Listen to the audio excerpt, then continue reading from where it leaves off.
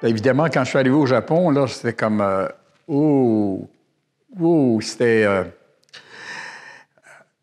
c'était tellement loin de ma réalité, c'était tellement... je me suis rendu compte qu'après 6 mois, je comprenais rien. Je pense que j'avais aucune façon d'interpréter ce qui se passait devant moi.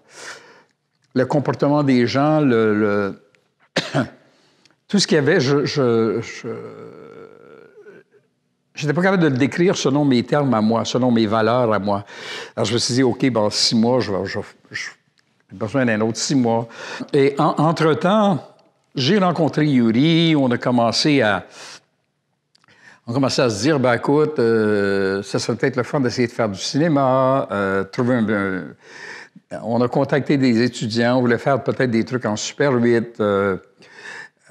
Mais encore une fois, c'était à cette époque-là, c'était difficile pour un étranger de s'intégrer, tu vois, avec les étudiants japonais qui étaient très radicaux. Il y avait un mouvement de gauche radical à cette époque-là, en 70, c'est le Sekigunha, le Red Army. C'était très fort dans beaucoup de groupes. Donc, les gens qui faisaient du cinéma, c'était ou tu fais du cinéma engagé, très politique, ou tu fais pas de cinéma. Moi, j'étais pas là dans ma vie, là, tu sais, j'essayais de faire des petites histoires un petit peu cute, tu sais, fait que, non,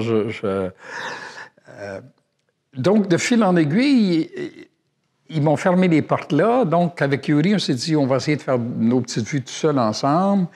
Bien là, on a oublié le Super 8, on a dit, bien, si on le fait, on va le faire en 16, mais évidemment, quand tu parles de 16 mm, c'est pas comme aujourd'hui où ça coûte rien, là. En 16 mm, juste pour tourner 100 pieds de pellicule, ça coûtait quand même beaucoup d'argent, tu sais. Fait que là, on s'était embarqué dans des trucs, une coupe de 100 $, une coupe de 1000 $, 2000 $. Alors, mon histoire de cinéma, c'est une histoire d'endettement, finalement. C'est que je pouvais pas revenir parce que j'avais trop de dettes.